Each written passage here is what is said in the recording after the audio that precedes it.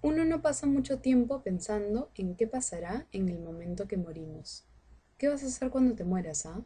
Suena raro, ¿cierto? Hoy en día le damos gran importancia al día a día. Muy rara vez realizamos alguna actividad o planeamiento para después de nuestra muerte. Si pensamos en el pasado peruano, podemos ver que nuestro pensamiento no siempre fue el mismo. La manera de afrontar a la muerte y las creencias sobre ella han evolucionado en gran medida. Desde el año 4000 a.C. se tiene registro de una cultura establecida. La cultura Caral fue la primera civilización conocida y estudiada. Luego la sigue la cultura Paracas, una de las más importantes en funeraria, y luego en simultáneo todas las culturas preincaicas. Durante el Tahuantinsuyo, aunque la época de los incas duró poco, también se evidenció una fuerte importancia por la muerte. Luego, junto con la colonia y el virreinato, vino la implantación de la Iglesia Católica. Aunque la mentalidad de los peruanos tuvo un giro completo, muchas creencias permanecieron. Desde la época de la República hasta la actualidad, nuestro pensamiento no ha cambiado mucho, pero siempre continuamos manteniendo los rasgos de las culturas más antiguas. Cultura Paracas. Una de las culturas que resaltó en sus manifestaciones funerarias fue la cultura Paracas. Estos se desarrollaron en dos etapas claras: Paracas Caverna y Paracas Necrópolis. Se tiene registro de la etapa Paracas Caverna desde el año 700 a.C. Se le llama así por la manera de cómo enterraban a los muertos. Las tumbas eran excavaciones subterráneas en las rocas, con forma de botella de cuello alto. Los enterraban muy por debajo del subsuelo, ya que dentro de su cosmovisión se creía que la Pachamama estaba en la profundidad de la tierra. Se trataba de entierros colectivos, donde los cuerpos se encontraron momificados por las condiciones climáticas y el terreno. La cultura Paracas Necrópolis tiene una antigüedad que data desde los 200 años antes de Cristo. Esta época se caracteriza por la forma rectangular de sus cementerios, construcciones mucho más avanzadas, donde entraban decenas de fardos funerarios enterrados a pocos metros de altura. Estos eran conocidos como necrópolis, o ciudad de los muertos. Entre las ofrendas en el interior de estas cámaras, además de los diferentes tipos de fardos, se encontraron varios objetos de gran valor, como mantos y cerámicas. Pero por otro lado, también se encontraron varias tumbas sin ningún tipo de ornamenta, lo que supone que desde esa época ya existía una diferenciación social. En el caso de los incas, la reencarnación era indudable. La segunda vida sí existía para ellos. Al pensar esto, enterraban a sus muertos en posición fetal con unas mascarillas de oro y alrededor de estos ponían comida, que era generalmente maíz, y objetos para afrontar la nueva vida que les esperaba. En la costa, por un lado, las tumbas eran techadas y estaban conformadas por cámaras funerarias bajo el suelo. En la sierra, por otro, colocaban a sus muertos en cuevas naturales o artificiales, las cuales se hallaban en los cerros. Algunos incas, como los aymara, conservaban a sus difuntos sobre el suelo y alrededor construían un mausoleo que consistían en gruesos bloques de piedra. Los incas pensaban que para tener un buen bienestar en el Ayllu dependería de la buena conservación de sus muertos o antepasados, y estos visitaban a sus muertos por lo menos una vez al año y celebraban la fiesta de los difuntos, que se caracterizaba porque bailaban con el difunto que estaba en andas y después del ritual se les enterraba con animales y objetos. En la actualidad, gracias a esas costumbres, se celebra el Día de los Difuntos en el mes de noviembre. Como también se sabe, uno de los ritos religiosos funerarios incas eran los sacrificios tanto de animales como de humanos. Los sacrificios humanos sucedían solo en épocas muy difíciles y los que eran elegidos para ser sacrificados se consideraban altamente honrados y podrían ser de cualquiera de los dos sexos, como en el caso de la momia Juanita. Era una niña sin mancha ni arruga alguna, como lo eran todos los pequeños que resultaban elegidos para el sacrificio. Corría 1466 y por entonces el inca Pachacútec la entregó como ofrenda a los dioses ante la amenaza de una erupción volcánica. Fue llevada a la cima del nevado Ampato en Arequipa y sedada con chicha añeja. Una vez acomodada por dos sacerdotes, la pequeña recibió un golpe en la sien derecha. Fue enterrada y en ese lugar permaneció durante 500 años. El 8 de septiembre de 1995, el montañista Johan Reinhardt y el escalador Miguel Zárate la encontraron de pura casualidad. Ahora la llaman Juanita, y es el mejor ejemplo del culto a la muerte de los antiguos peruanos. La época de la colonia y el virreinato marcó un punto importante en la funeraria peruana, ya que con la llegada de los españoles se creó un choque de culturas y costumbres.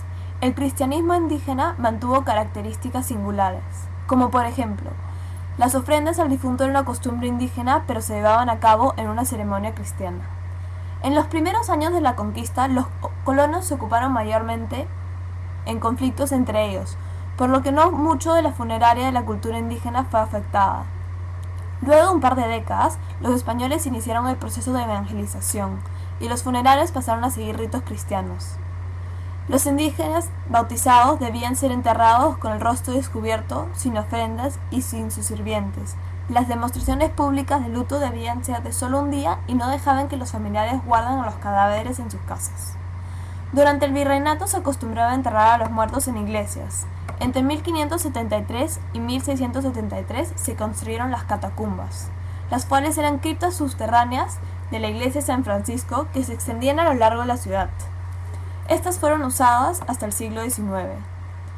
El virrey José Fernando de Abascal, en 1807, dio la discusión sobre el repositorio de los muertos debido a la higiene y salud, por lo que se dio la idea de crear camposantos fuera de Lima. Ejemplos de estos cementerios son el cementerio Presbítero Maestro, el del Ángel, el de la Planicie, el Británico y el de Surquillo. Estos fueron construidos por sociedades y empresas donde se enterraban a los personajes más importantes del Perú, como presidentes, inmigrantes, intelectuales y héroes caídos. En 1834 se construyó el cementerio Británico, donde se enterraba a gente de diferentes nacionalidades y religiones. Luego, el Estado creó cementerios municipales, los cuales estaban al alcance de todos, sobre todo las personas de menos recursos y de barrios. La aparición de cementerios dio lugar a la instauración de mausoleos en el Perú. Este es un monumento funerario, el cual es construido para mantener dentro el cuerpo de un individuo que ha fallecido para honrarlo. Y con esto se dejaron de lado las costumbres anteriores y permaneció el culto funerario en cementerios como se desarrolla en la actualidad. Sin embargo, dichas costumbres varían en cuanto a intensidad o formalidad, según las diferentes clases sociales. Las personas pertenecientes a clase media y alta realizan sus funerales en base a la seriedad. Ellos buscan que el cadáver se encuentre en un lugar tranquilo y ordenado. Para satisfacer estas necesidades, se encuentran cementerios amplios, limpios, costosos y con gran terreno de áreas verdes en las afueras de la ciudad. En este caso, no desarrollan mayor ritual que, después de velar el cuerpo y el entierro, se visite cada cierto tiempo para arreglar las tumbas o lápidas y colocar flores representativas. Por el contrario, en sectores populares de bajo nivel económico, es común que se deposite el cuerpo del ser querido de la manera que se pueda en cementerios informales que consisten en terrenos descampados. El tipo de visitas son masivas y por lo general, cuando una familia visita, se realizan fiestas alrededor de la tumba del difunto acompañado de música y licor en honor a él. Así también hay sectores en los que antes del funeral al cuerpo lo pasean por las calles acompañados de masa de gente que apoyan con sus oraciones. Como podemos darnos cuenta, el culto que se desarrolla en base a la religión católica muestra variaciones en él. Hay quienes consideran que el muerto queda entre nosotros, por lo cual se le tiene que rendir un homenaje físico y atribuir milagros. Pero también hay quienes bajo la misma creencia consideran pertinente homenajear al difunto con nostalgia y muchas oraciones. Por eso, debido a la necesidad de las personas de rendir un homenaje a la persona que ya no está más con nosotros, el cual es considerado un santo por haberse ido hacia el camino de Dios, la Iglesia creó una fecha para celebrar el Día de Todos los Santos. Este día es muy representativo e importante para los católicos, ya que está siendo dedicado a la memoria de los muertos. En este día, los peruanos tienden a asistir a misa y al cementerio a entregar flores o, en algunos casos, ofrendas como símbolo de amor. Esta costumbre común se celebra el 1 de noviembre. Fue muy respetada en la época prehispánica en el Perú y parte de esta tradición, combinada con elementos cristianos, persiste hasta nuestros días. Si bien perdimos las costumbres de nuestro Perú antiguo, hoy en día aún perduran los recuerdos. No solo son los museos quienes nos llevan al pasado de los ritos funerarios. Desde hace algún tiempo, a través del miedo y desconocimiento de la muerte, surgieron leyendas urbanas relacionadas con el terror y la muerte. Uno de estos casos es la famosa Casa Matusita, una vivienda de 2 pisos, en la que curiosamente solo aparecen sucesos paranormales en el piso de arriba. La leyenda varía y trae consigo a su víctima más famosa, el animador célebre de los 80, Humberto Vilches Vera. Vilches se animó a pasar unos días en la casa, acompañado solamente de una cámara para grabar los sucesos. La triste verdad es que Vilches Vera nunca entró realmente a la casa, solo pretendió hacerlo para captar ranking. Además, existen otros relatos relacionados con casas embrujadas y sucesos horroríficos, donde siempre está presente la muerte y una que otra alma que nunca pudo llegar al más allá. Estas historias, mitos o leyendas son solo evolución de los cuentos del pasado que nacieron, tal vez, por el miedo y la incertidumbre sobre la muerte. Morir siempre será un misterio en nuestras vidas, algo que no podremos revelar. Lo único que podemos ver es cómo ha evolucionado desde nuestro pasado hasta el día de hoy, cómo cambiaron las costumbres, creencias, religión y pensamiento de la sociedad en torno a ello. No podemos juzgar, es cierto, pero podemos comparar. Tal vez en la actualidad no serían compatibles los fardos funerarios y las catacumbas. Hay que recordar que los cambios nacen de una necesidad, la necesidad del hombre. Lo gracioso es que hoy en día se tienen que hacer tantos trámites después de una muerte que parece que ni el muerto puede descansar en paz. Las cosas han cambiado, es cierto.